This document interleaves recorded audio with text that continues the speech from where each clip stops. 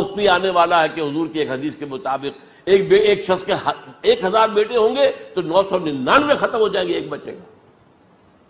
یہ وقت بھی آنے والا ہے کہ حضور فرماتے ہیں اتنی بڑی جنگ ہوگی، اتنی خوریزی ہوگی کہ پوری زمین اٹھ جائے گی لاشوں سے۔ السلام علیکم ورحمۃ اللہ وبرکاتہ۔ محترم ناظرین، UM نیٹ ورک میں آپ کا استقبال ہے، اور آج میں حاضر ہوا ہوں فلسطین اور حماس اور اسرائیل کے درمیان جو جنگ جاری ہے یہ کیوں ہو رہی ہے، کیا اس کے اسباب ہیں، کیا حقائق ہیں اس کے پیچھے، اور ان تمام حقائق کو ہم جانیں گے مولانا اسرار احمد صاحب کی زبانی، اور ان سے بہتر شاید کوئی اس پہ جانکاری دے سکے اور بتا سکے اور حقائق کا انکشاف کر سکے۔ لہذا آئیے چلتے ہیں اور سنتے ہیں انہی کی زبانی۔ یہ عراق اور اردن اور یہ اور وہ، یہاں تک کہ ترکی، سعودی عرب کا بھی شمالی حصہ نکل جائے گا۔ البتہ مدینے کا جو ان کا پروگرام ہے اس کو اللہ نہیں پورا ہونے دے گا، مدینے میں داخلے کی ان کو اجازت نہیں ملے گی۔ بہرحال یہ سارا کچھ ہونے والا ہے۔ وہ وقت بھی آنے والا ہے کہ حضور کی ایک حدیث کے مطابق ایک شخص کے 1000 بیٹے ہوں گے تو 999 ختم ہو جائیں گے، ایک بچے گا۔ یہ وقت بھی آنے والا ہے کہ حضور فرماتے ہیں اتنی بڑی جنگ ہوگی، اتنی خوریزی ہوگی کہ پوری زمین اٹھ جائے گی لاشوں سے۔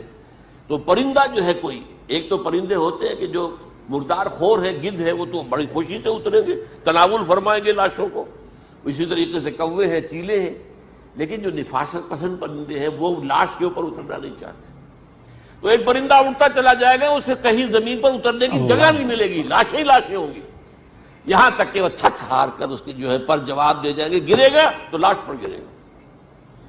یہ وقت آنے والا، اور یہ یہودیوں کے ہاتھوں، یا یہودیوں کے جو سپورٹرز ہیں اس وقت، جو ان کے ہاتھ میں آلہ کار ہیں، ان کے ہاتھوں آنا ہے۔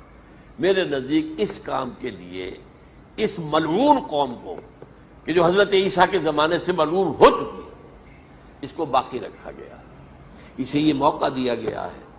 اس نے اسرائیل بنا لیا ہے، تقریباً 2000 سال کے بعد وہ دوبارہ آ کر آباد ہوئے اس سرزمین میں جہاں سے نکال دیے گئے تھے 70 عیسوی کے اندر۔ یہ سارا کچھ کیوں ہو رہا ہے؟ ان کا یہ استثناء کیوں کیا گیا؟ یہ بڑی تلخ بات ہے، یہ یاد کر لیجیے، کیونکہ یا تو قوم اسی وقت ہلاک کر دی جاتی ہے، جیسا کہ ہوا قوم نوح، قوم ہود، قوم عاد، قوم ثمود، قوم شعیب، یہ ہوا کہ نہیں ہوا؟ اور سدوم اور عمورہ کی بستیاں جہاں حضرت لوط بھیجے گئے، اور آل فرعون جو ہلاک کیے گئے، یا تو پوری قوم ہلاک کی جاتی؟ نہیں، یہ یوں سمجھیے کہ اس پورے معاملے کو درمیان میں سے ایک وقفہ دے دیا گیا، حضرت عیسیٰ کو اٹھا لیا گیا، اور حضرت عیسیٰ دوبارہ آئیں گے۔ یہ کیوں کیا گیا؟ اب اس میں بڑی تلخ بات آپ سے کہہ رہا ہوں، یہ آپ کے لیے قبول کرنا آسان نہیں، حلق سے نیچے اٹھنے کی مشکل سے۔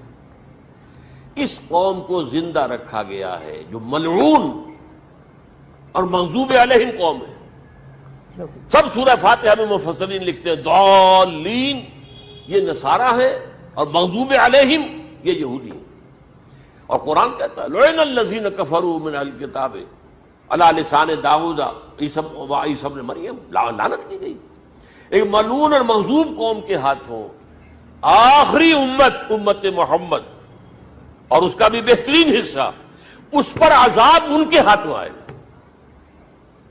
عربوں پر عذاب یہودیوں کے ہاتھوں، اس لیے ان کو بچایا گیا۔ یہ میں نے کئی دفعہ واقعہ سنایا، مولانا اصلاحی صاحب بتایا کرتے تھے، کیونکہ وہ راجپوت تھے، یوپی کے راجپوت، مشرقی حصے کے، کہ ہمارے ہاں کوئی نوجوان اگر کوئی بڑی گری ہوئی حرکت کرتا تھا تو اس کے سر پر چمار کے ذریعے، چمار کے ہاتھوں جوتا لگوایا جاتا تھا۔ اگر راجپوت کے سر پر راجپوت کا جوتا گرا تو چلو تکلیف تو ہوئی، لیکن یہ کہ راجپوت کا جوتا گرا ہے نا، پڑا ہے، لیکن راجپوت کے سر پر چمار کا جوتا، جس کو آپ انگریزی میں کہتے ہیں to add insult to injury, وہ تکلیف بھی ہے جوتا کھانے کی، اور انسلٹ ہے کہ ایک چمار مار رہا۔ یہ امت سب سے خیر امت ہے، کنتم خیر امت اخرجت للناس۔ اس کے لیے عذاب بھی بدترین آئے گا، اور کن پر آئے گا؟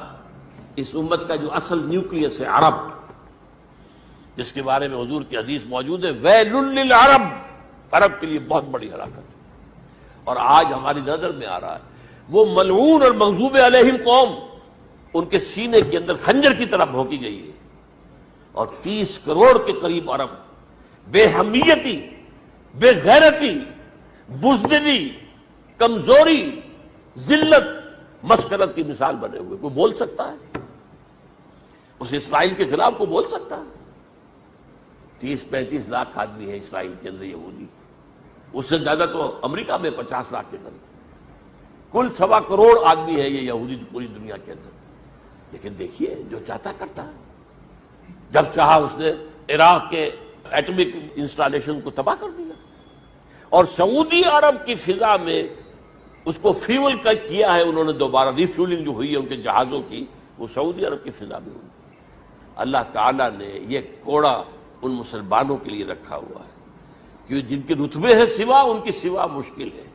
جتنا اونچا مقام اللہ نے دیا عربوں کو، ان میں حضور کو اٹھایا، ان کی زبان میں اپنا آخری کلام نازل کیا، تو ان کی ذمہ داری